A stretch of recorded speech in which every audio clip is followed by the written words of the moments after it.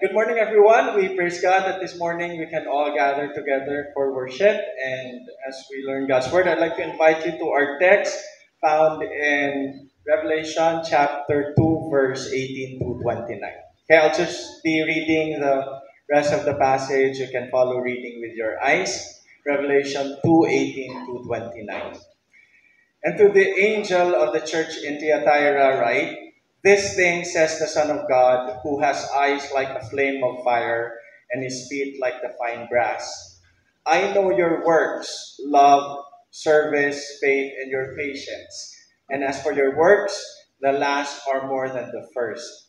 Nevertheless, I have a few things against you, because you allow that woman Jezebel, who calls herself a prophetess, to teach and seduce my servants to commit sexual immorality and eat things sacrificed to idols. And I gave her time to repent of her sexual immorality, and she did not repent. Indeed, I will cast her into a sickbed, and those who commit adultery with her into great tribulation, unless they repent of their deeds. I will kill her children with death, and all the churches shall know that I am he who searches the minds and hearts, and I will give to each one of you according to your works. Now to you I say, and to the rest in Thyatira, as many as do not have this doctrine, who have not known the depths of Satan, as they say, I will put on you no other burden, but hold fast what you have till I come.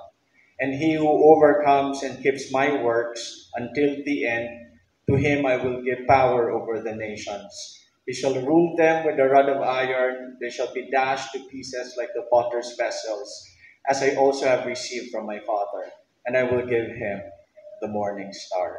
He who has an ear, let him hear what the Spirit says to the churches. God bless the reading of his word. Let's pray. Our dear Heavenly Father, we thank you for this morning that you have gathered us for this worship. We come before you praising you for who you are and what you have done in our lives. We acknowledge, Father, that you are our Creator, our Sustainer, our Redeemer.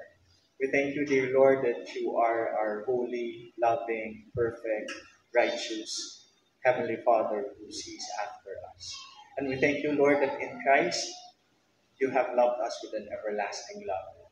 We thank you that as we come to Him, you have forgiven us of all our sins, as you poured out all your wrath on Him on the cross, so that what is left for us now is only love.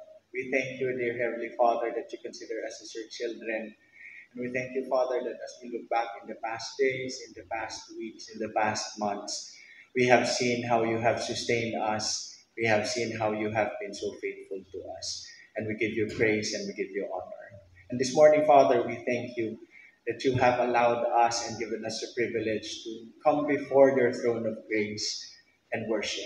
We thank you, Father, that you have given us this great privilege to see you in your glory through your word. And we ask, Father, that you will bless us. May you open our eyes and our minds that indeed we will see the things that you would like us to see from this passage of the scriptures. We pray, Father, that you will speak to us this morning and that you will rain your blessings upon us as you are glorified in our midst. In Jesus' name, amen.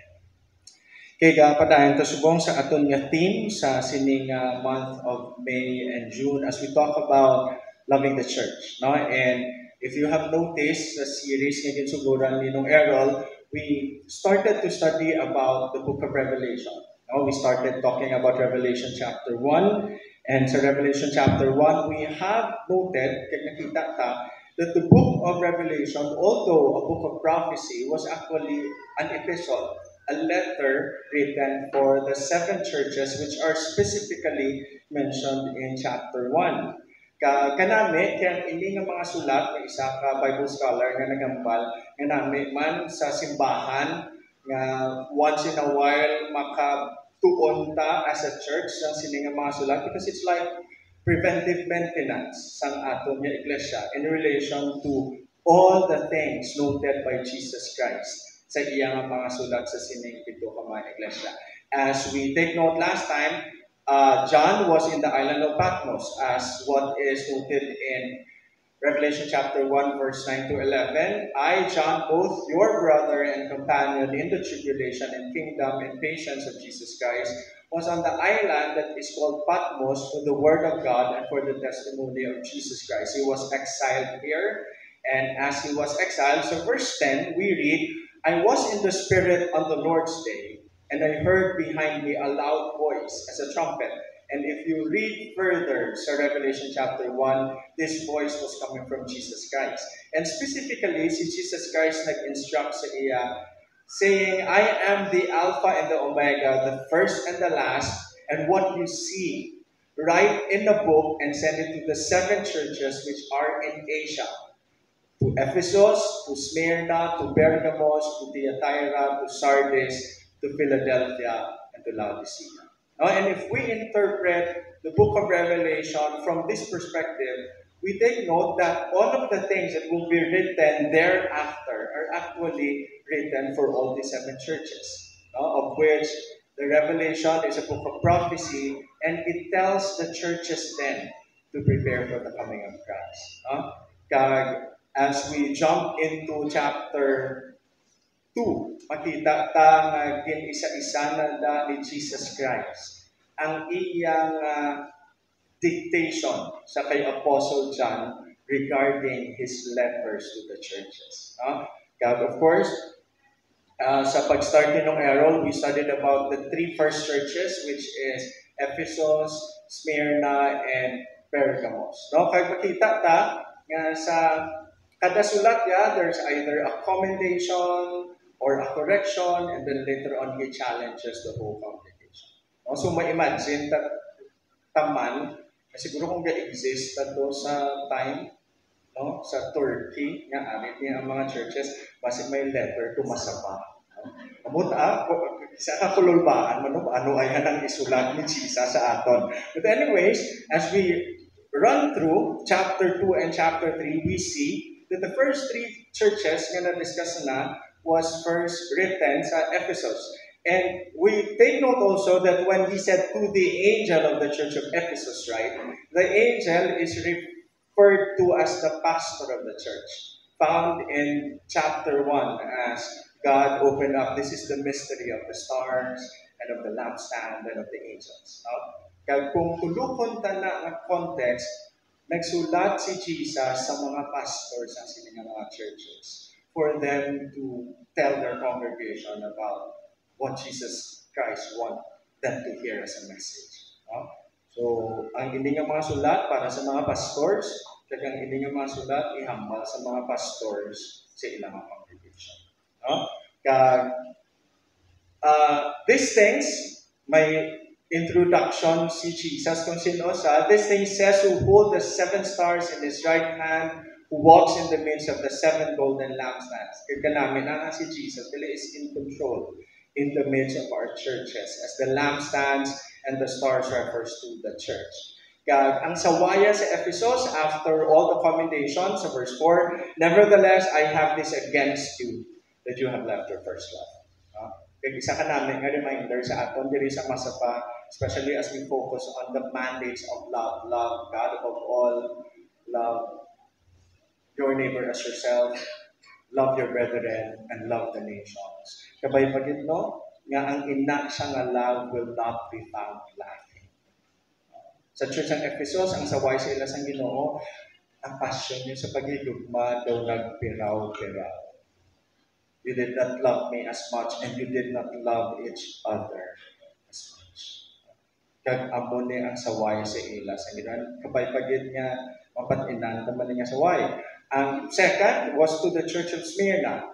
This thing says the first and the last who was dead and came to life. Kanamit lang pag-describe sa Ginoo sa iya kagalingon is the first and the last. He died but he came to life. Because this was a timely reminder for the Smyrna who was going through a lot of tribulation during this time. Kung magbasa ka sa 7 ka churches, only Smyrna ang church nga wala na ginsaway ang Ginoo sa iya.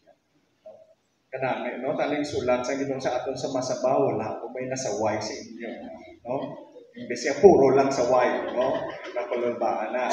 And his encouragement sa verse 10, do not fear any of those things which you are about to suffer.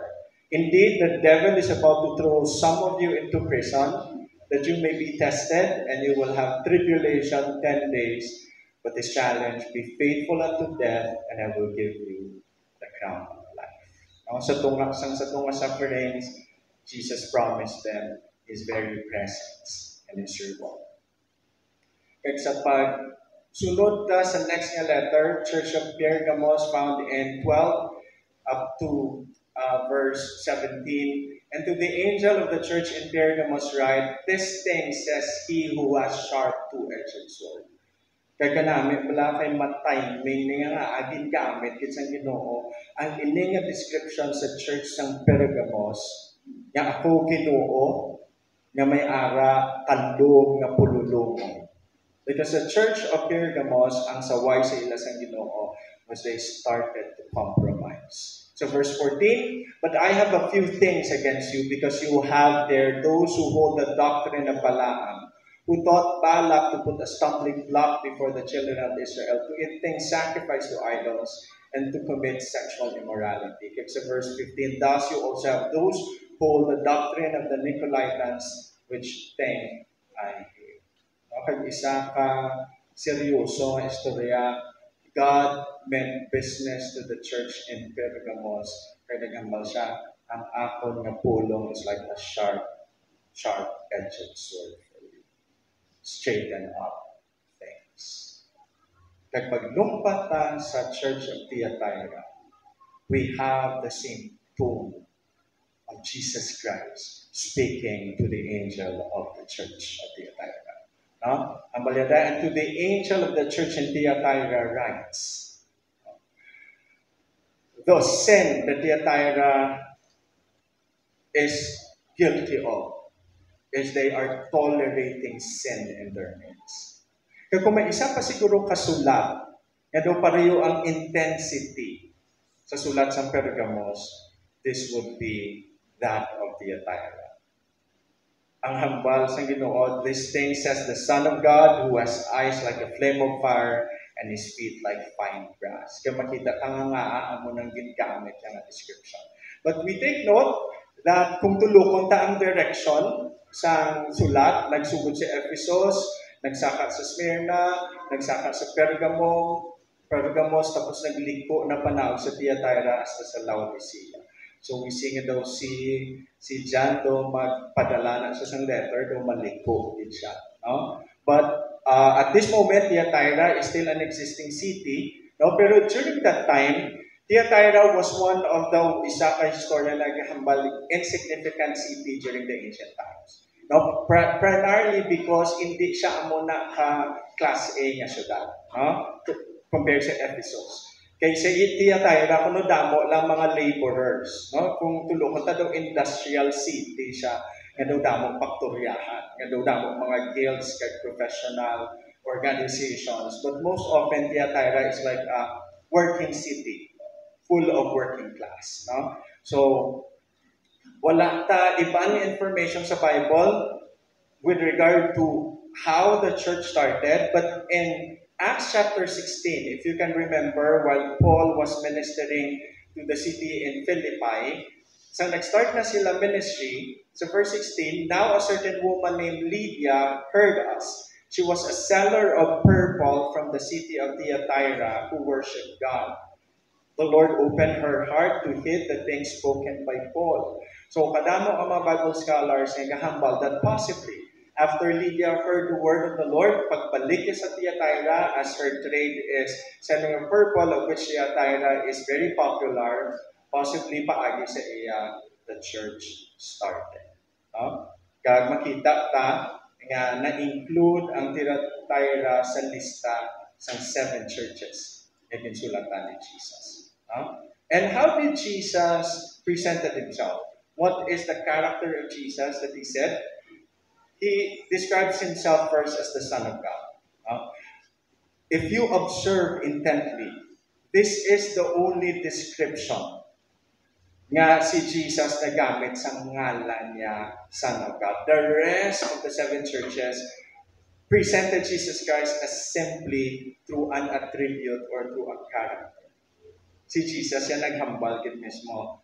this thing says the Son of God, which talks about authority sa Ginoo. So makita kada bala ang kaseryoso sang tone, no? Pagkabati uro sang pastor sang tiyatayra kay pakilala yang iya ko galingon ari anak sang Ginoo. Person who stands in authority. Kay gintugangan niya pagin, he has eyes like a flame of fire. Ang ginagamit ang mata, nagkakita ni John, ang pag-describe sa kanya, he has eyes like flame of fire. Ang bot nga, sige ko pananaw sini sa biblical nga usage, but it talks about omniscience, it talks about righteousness and perfection, that nothing can be hidden from God. Pero sa regular na palang balanon, ang bot ka agi na kamo, mga nanay, yung brahara naman si nanay, o kamudlo naman niya mata, kaagi ka mo sila ekspresyon. Na kung amo na ganing ekspresyon, laban-laban, may isaway, ganda kagipangaki. No? And Jesus Christ used that expression. He has eyes like flame of fire. Kung tulupot, kaguro sang sining ang mga mata, madlo. More so, nagtugang pagit, he has feet like fine brass. Although brass is a metal composed of zinc and copper, pero makita ta ang paggamit sa fine brass, kapakita nga it's furnished brass and it's very bright. Kaya gingamit sa tiil, and later on sa end, naggamit na siya sa expression ng ginatapak-tapakan niya ang nations. Which means that He is not just a God, nothing is hidden from Him. He is also a God that everything that He wills, He will do. Sa pag-present ni Jesus ay akaugalingon, it means serious business. Kaya nag-open siya sa verse 19, I know your works. He is omniscient. Ambot lang, kaya sa aga gambal ko, when somebody tells you, I know your works, baby may nagpuntik sa imo sa silinga aga, kabalo ko sa ginhimo mo kagapon. Abot lang kung masadyahan ka, kay kung lain ang ginhimo mo, labalaban, makulbaan ka, kay may isa, gali ka tao nga, nakabalo. Pero kung may ginubra ka na maayo, tagabalan ka, I know what you did. It brings comfort. So the omniscience of Jesus Christ, as He presents to the Church of Thyatira, I know your works, is both a sign of relief. Ang Ginoo gali sa tanan-tanan na nahimo ko, which other people may not see, the good things that I have done, God knows it, and it's not hidden. And in the same manner, the things which I keep in secret, the things that I only know, God knows. Nag-isa ka point of warning for us as He started the letter. Kaya nagambal siya sa commendation. Actually, sa first verses, si Jesus nag-commend sa church ng Thyatira. Your works, which talks about all the things that the church has been doing. In-commend niya ang church sa iyang love, their passion for the Lord, their love for one another. And it does not just stay in emotions because ginsugod niya service, which comes from the Greek word ministering. So ang church, walang labot lang na nag-profess sa nagapalanggaanay sila sa isa kag-isa, nagapangabudlay to show this love in tangible ways. And faith. So ang simbahan, nagatuo kay Kristo, nagpadayon sa pag-persevere sa iya. And added pagit patience. So with this, I know your works, love, service, faith, your patience, kag specifically, ginbalikin what ang works as a term of commendation kag nagtugang sa and the last are more than the first. Kanami nga commendation, no? Nakita ko ang inyong love, service, faith, patience, kag inyong buhat sa Ginoo, kag nakita ko ganyan nga ang subong mas nami sa sanguna. Kanami nga progression no, sa church. No? Kanami lang kung magtulong kamantanin sa imong kabuhi, kabay pagid yung makabaligid ka pala that every day you're getting better. Tani mas nami kung subong sa kagapon, sa nagligad ng ulan, sa nagligad ng tuig, no? Sa kung pamangutan ko, pero pinakalakatuig ka na luwas, 10 years. Di kamusta man, kumpara ang 10 years sa subong, base ko lang sa bato, mas nala, kung galing subong sa 10 years. Mga kulunbaan yung Kristuhano, no? Nga wala na talaga progress in our growth sa ato niya Kristo. And the Church of Thyatira, we have seen how growth was there in progress. No? Nga the last, ang inyong subong binuhatan is way, way, way better than the first. And as a form of reflection, kanami, man yung ma-reflect sa atong kaugalingon, sa atong yung Christian life. How am I doing now? Can I say that the last is more than the first? Pagkabagit nga tanan sa ba? Yes. But Lord, hindi pa ako perfect subong. But I'm getting better. I'm becoming more like you, Jesus. Nag-amone ang progression that the Church of Thyatira was commended from. But, pagka sa verse 20, Jesus is a correction. Anong correction ni Jesus? Nevertheless, I have a few things against you.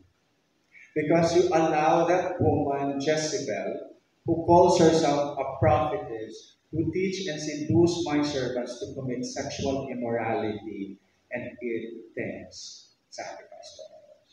Paggamit sa ni Jesus ang word niya Jezebel, we can look back in the Old Testament kasi Jesus nagamit sa picture of what kind this woman was in the Church of Thyatira.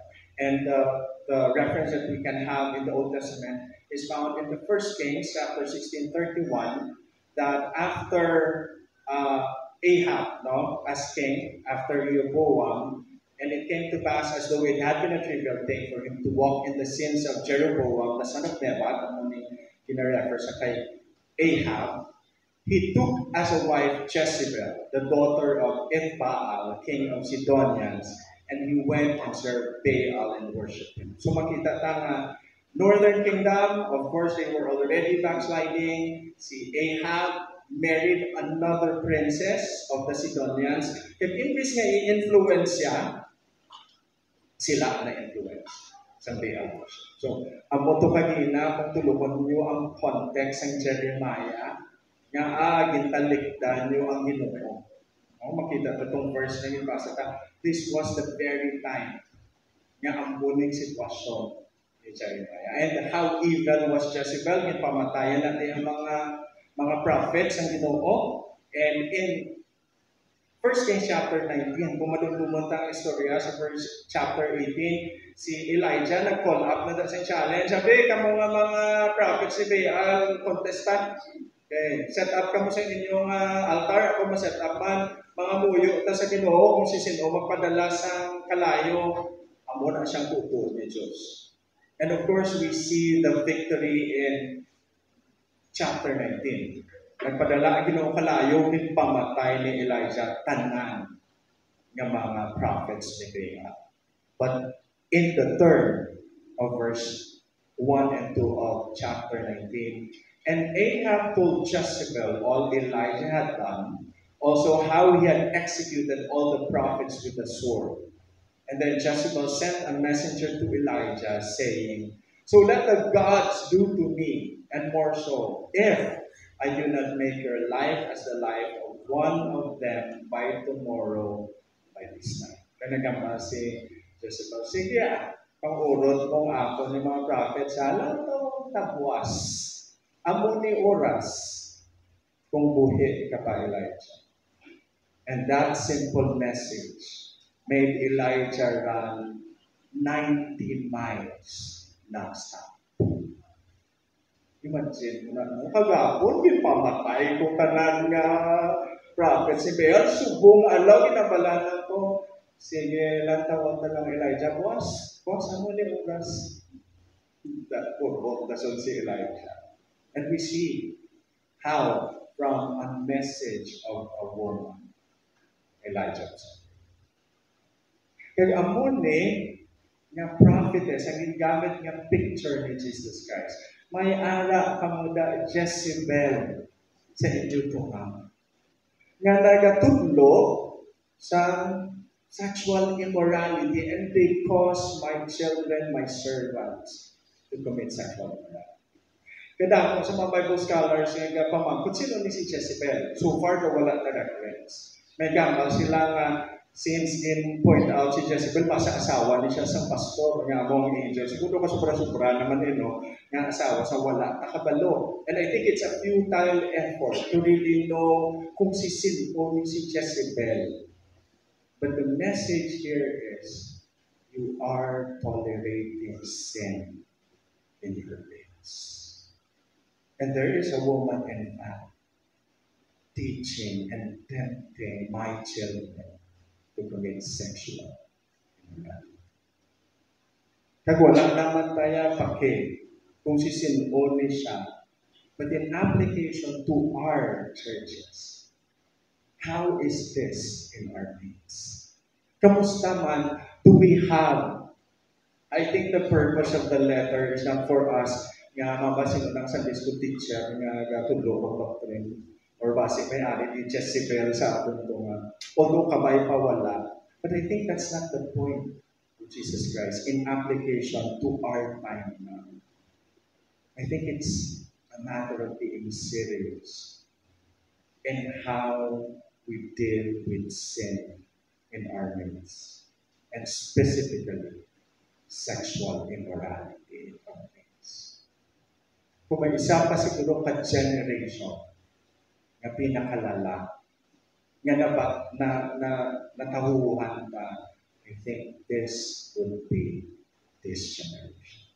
Humbling Kevin Diaz, I fear many of us have become numb to the poison we are drinking. When it comes to sexual immorality, sin looks normal. Righteousness looks very strange. And Christians look a lot like everybody else. Nagkatulumbaan yung commentary about our generation, right? Na makita tangalan, di ba Christian na siya? Di ba tugto mo na siya? Di ba the word Jesus Christ is confessed in his mouth and in her mouth, but why is it that he looks like everybody else? In terms of sexual sins. Kaya kung may isa pa ka-generation nga kabutlay-butlay mag-offend tao in relation to sexual sins, this is this generation. Sa wayon mo, utod mo, mga king sa imo, and somehow makita ka we're like everybody else, as what Kevin Diaz said. Kung natawag sa 1980s, ambot, if you engage in pornography, for example, kadamo ka pa yung libot-libutan mo, mabakal ka magasin, dumahuya ka pa kay tulukon, ka pa babagal, kato ka sa video renting store, wala na ta sinasubo, ulang ka Betamax pa to sa muna, no? Kag VHS, no? Kag ulang ka, ilang tago-tago ka ba anay or maglapot sa point nga CD? Makita mo nga do ka damo ka pa lipuan kag do kada step do ang konsensya mo do sukton ka gid ay mo tulo ko pero siguro alone ka lang sa 50, convert mo into data, go into your room and you enjoy it to your heart's desire. And we see how this battle is very much true in our generation. Yes, Jezebel in our midst may have taken a different form, and we tolerate her. Kaya kamusta man lang sa atin ng Diyos? Kamusta man lang sa atin ng we see that sexual immorality seems normal. Sex outside marriage, heterosexual fornication, homosexual activities, tanan-tanan name it. Kaya makita ta how our generation is being affected by this kind of immorality.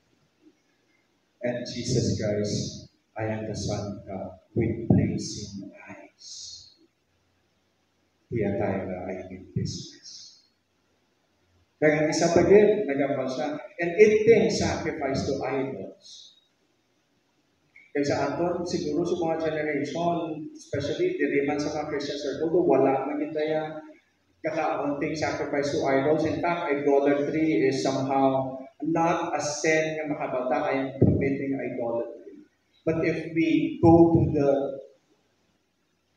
essential meaning of idolatry, which is anything or anyone that can replace God in my heart, it's so easy for us to commit idolatry. May isa ka verse sa Colossians chapter 3 verse 5 nga naghahambal, therefore put to death your members which are on the earth, fornication, uncleanness, passion, evil desire, and covetousness. Kaya naghambal da si Paul, which is idolatry. Kaya kung may isa again, second, to sexual immorality that this generation is very guilty of, it would be materialism and covetousness. And notice now, they always go together. Ang hambal ni John MacArthur, perhaps the saddest observation of all is that the spending habits of people in the church differ little from those of the world. The lifestyle of most professing Christians are not substantially different from anyone else. Too many in the church have adopted the world's indulgent attitude towards money. Almost every form of materialistic extravagance and excess has found its way into the fellowship of believers. It is as if the church has forgotten Jesus' mandate to invest in eternity. Ay kamusta? Kasi po, isa tutuod lang, kung padalman ka ang evaluation, at some point or another, we are guilty of tolerating this in our lives. How is my attitude towards sexual purity? How is my attitude towards hating things? Materialism. Do I tolerate sin in my life like the Church of the Bible? Kagaan din mo is very serious. Kaya hambalya sa verse 21, and I gave her time to repent of her sexual immorality, and she did not repent. It's a verse 21, indeed I will cast her into a sick bed. Kanami, ito lang picture ni Jesus. If harlotry or sexual immorality ang pinaka-enjoyable and pleasurable place is the bed. Si Jesus nagkakaw, sige lang, makatilaw kita siya and will put her on a sick bed. And those who commit adultery with her into a great tribulation. Walang nakabalo if this, pero kalin sa original work, this is a term used for a lot of problems, testings, persecutions. Pero gambal ang Ginoo whether this will be leading to the Great Tribulation. May i-discuss the following chapters kung kapulupaan ka, because we believe that if you will be left in the Great Tribulation kasi wala ka Jesus. Kasi in the first place, wala ka Ginoo. Nonetheless, gambal ang Ginoo that those who will go through the ways of this Jezebel will suffer and will have no peace. Amo man na ang matabo sa iya mga kabataan. Sa verse 23, and I will kill her children with death. Kung may sulat pa siguro sa seven churches nga prangkahanay, amo ni ang sulat ni Thyatira. Nag-Ginoo ang handas. Kag ma-echo ta nga kung ara ka sa sickbed, you will go through deep tribulation, and your children or your followers will be killed. Sakto-sakto ginang nga ang consequence that if you're wicked, there is no peace for you. So kapatid, it could that when you live a life away from God, that's also a life of misery. Nagabalugin ko matanan na makahambal And before we sin, God, the devil promises us, amo ni pinakanami, but we all right away regret that after we commit the sin. Kaya ma-realize na, oo, wala mag-idegali isang kalino sa kalaban. Pwede mo on isang Ginoo because He wants that all the churches shall know that I am He who searches the mind, that I know everything, and I will provide justice for each act. Makita mo na kung pastor na siguro siyang tiyatay na kagapamati kasang silinga sulat, ambot lang kung ano mo na siya. Makulbaan ka because Jesus Christ means business as He corrected the church. Kag ang iyang challenge kanami is a pag-turn that now to you I say, and to the rest in Thyatira, as many as do not have this doctrine, sa mga wala kay kapalupo ara sa inyo, that you live in purity, you live with your hearts solely for the Lord. This is my word for you. Kung wala ka mo yan nagapasilabot sa mga bagay-bagay ni Satanas, ang balyan, I will put on you no other burden, but hold fast that you have till I come. Padayon lang, alaga. Padayon lang sa pagkabuhi para sa akin. Padayon lang kay Pilipinas. And I am reminded of the encouragement of Apostle Paul as he ends the book of Thessalonians when he said, therefore let us not sleep as others do, but let us watch and be sober. Padayon lang sa pagpantay, padayon lang sa paghanda. Kay, ang bala sa verse 7, for those who sleep, sleep at night, and those who get drunk are drunk at night. Una-una doon, hindi kayo insindi nga, aging putang ni Apostle Paul. Pero abin nyo kung anong meaning sini. Gamba si Apostle Paul, kaya ang kakatulog, basi tulog, magid na. Kaya ang hubog, basi hubog, magid na. Ano nang meaning sila sa aton? Basi ang wala nag-uubra sa Christian na kabuhi. Basi ang kapadayon sa pagpakasala. Basi ang kapadayon sa pagkabuhi, hindi na angay sa pulong sa Ginoo. Basi in the first place, hindi sila iya sa Ginoo. Kaya muna ang katulungan na warning.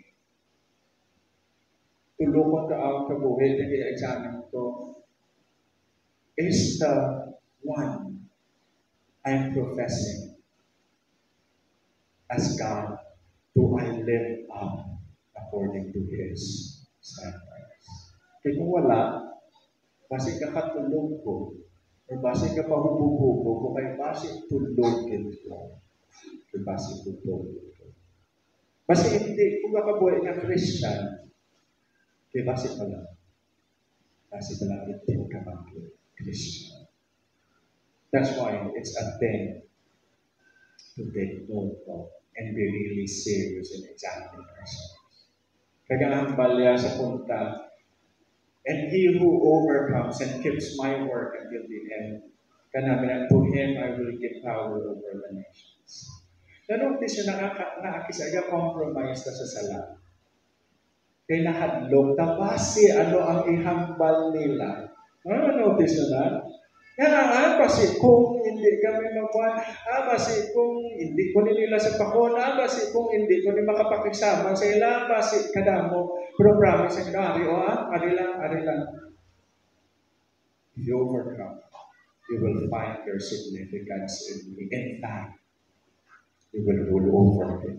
You will rule and reign with me.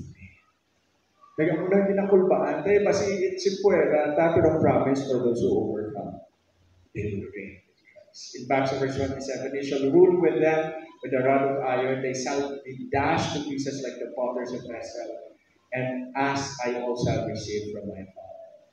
The significance which we are searching for is found when we stand firm. Kaya namin sa katapusan na promise, and I will give him the morning star. Kada mga scholars, nga pala, ano yung morning star? Nga kung ikaw na isa ka Christian, your glory will be like the morning star. But if we allow the Word of God to interpret the Word of God, in Revelation chapter 22, verse 16, natutang dahil I, Jesus, have sent my angel to testify to you these things in the churches. I am the root and the offspring of David, the bright and morning star. And when Jesus said, I will give him the morning star, Jesus said he was simply saying, I will give you my full self. I will give myself to you to a point that we will be intimate with one another. Kaya mo ni actually, aton nga pinaka-importante nga proclamation sa sinyaga ni Pula. What we have best here on earth and what we have in heaven is really Jesus Christ. Ang langit, nagnami ang langit, not just because we'll be walking streets of gold. Or nagnami ang langit not because may kahoy ito, magapang lain-lain na prutas, fruit salad, ito dayon. Or nagnami ang langit, hindi kay yung parinti ko nga dugay ko na makita, dito kami mariyon na nagnami ang langit, kaya aato to si Jesus. And He will allow you to see His glory. Ang muling proclamation ni Asa, sa Psalm 73 when he said, Whom have I in heaven but you? And there is none upon earth that I desire besides. Kung may isa makapinaka namin nga lagsong diri sa duta, at diri sa langit, that is Jesus Christ. Kasi verse 25, My flesh and my heart fail, but God is the strength of my heart and my portion.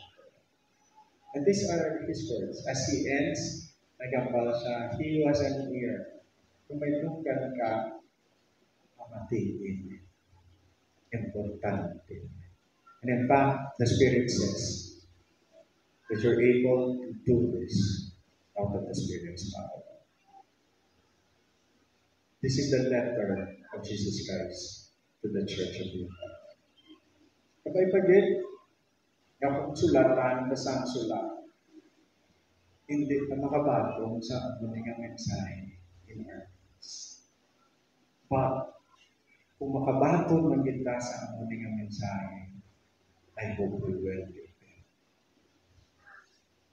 Pagpagit, hindi ata mga pala, nevertheless, I have a few things against you. Because you allow that woman Jessica, who calls herself a prophetess, to teach and seduce my servants to commit sexual immorality and eat things sacrificed to idols. Why is this so serious business? Because in James chapter 4, verse 4, adulterers and adulteress says, Do you not know that the friendship with the world is enmity with God? Whoever therefore wants to be a friend of the world makes himself an enemy. How is our friendship with the world? I hope hindi ka makakaroon. Yes, we're tolerating sin in our midst, sin in my life. To a point na daw, pareho na ako sa Pilipinas. Kaya ang encouragement sa atin na oppositely, do not love the world and the things that are in the world. If anyone loves the world, the love of the Father is not. Seriously, tutuod ka dyan at sin, weakness, or love for things. And this is a thing to be mindful of as we study the life of the Church of Thyatira. As a church, dili masaba, ibay-pagid, nga hindi magtahaw-tahaw ang gugmat sa Ginoo tungod lang ay may sala nga atong ginatolerar sa atin. Yes, it will be hard, but we take note that every time we sin, we weaken our love. Individually, sa akong nakabuhay, are there sins in my life which I hold dear? Definitely, tanan ta maghambal. Yes, Lord. May mga sala sa akong kabuhay niya, dinahugtan ko no wonder the moments that I don't love you the most are the moments that I am most sinful. Father, give me grace to kill this sin so that my love for you will grow. Sin weakens our love for Christ. May this be a reminder for us this morning. Hard sayings indeed. Hard sayings indeed. But without this, continue on our way. We will continue the path of destruction. May our love for Christ increase as we forsake and repent of sin. Let's pray. Father, we thank you for this reminder. We ask for grace and you, Father, that as you have saved us, empower us, Father, by the Holy Spirit, to live lives that are pure, to live lives that will commit, to live a holy life forever and forever. Help us grow in your love, dear Heavenly Father. In Jesus' name, amen.